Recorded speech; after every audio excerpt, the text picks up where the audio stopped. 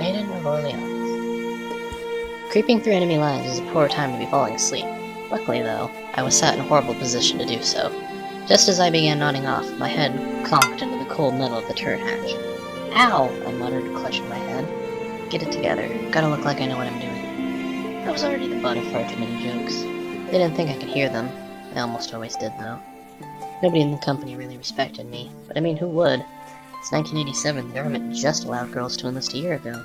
In the course of one battle, I go from a 17-year-old girl commanding my one tank to a 17-year-old girl commanding a whole flipping company. It's insane. I still couldn't wrap my mind around the concept. Then again, France is losing the war so severely. Guess any ray of sunshine is the next Joan of Arc. Sheesh. My actions last week must have made High Command pretty ecstatic. Maiden of Orleans, Savior of France, they called me. I sighed, trying to remember what I'd even said. It all happened so fast. 1 second you're under heavy fire, about to be overrun. I grab a French flag of a crumbling building next to me, said something poetic, and BAM! We're charging headline at the enemy, blazing away, followed by every psychotic Frenchman in earshot. The charge broke the red center, allowing us to cut off and capture thousands of them. I guess it happened again. I was always the one picking fights with the bullies. Never really wanted to think of my own safety. Every time now, it seemed, when things got hopeless, I zoned out and find a way to beat the odds. Even though I have a company of over 1,000 men to lead, I'm not really sure I'm up to it. Can't dwell on things, John. You got a job to do. Run over the mission or something like you always do. As the tank rolled softly over the grassy hills southeast of Paris, I ran through yesterday's briefing in my mind. We were to begin the counterattack. After finally blunting the Soviet offensive at Orléans, our company was to splice through the 4th Guards tank army, blocking the roads heading north. Accomplishing this, we were to turn and outflank the Czech forces besieging the eastern districts of Paris, allowing much-needed reinforcements to enter the city.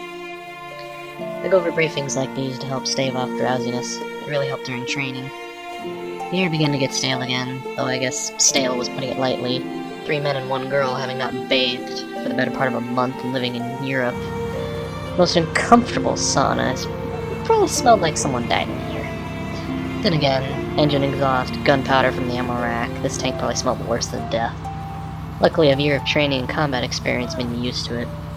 Regardless, I needed some fresh air. I peeked out of the commander's hatch, surveying our surroundings. The moon was no longer at its zenith, and was only now illuminating the countryside. I could just make out an outline of a patch of forest around 800 meters to our right, and a village up ahead which we were ordered to secure. By secure, command meant pick up a few targets on the way by as we call in the divisional armored artillery around 10 miles back to flatten the place.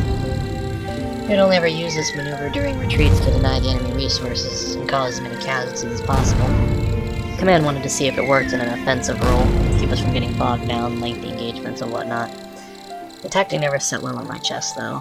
While effective in the past, it always brought back flashes of what I witnessed when the Soviets captured my hometown.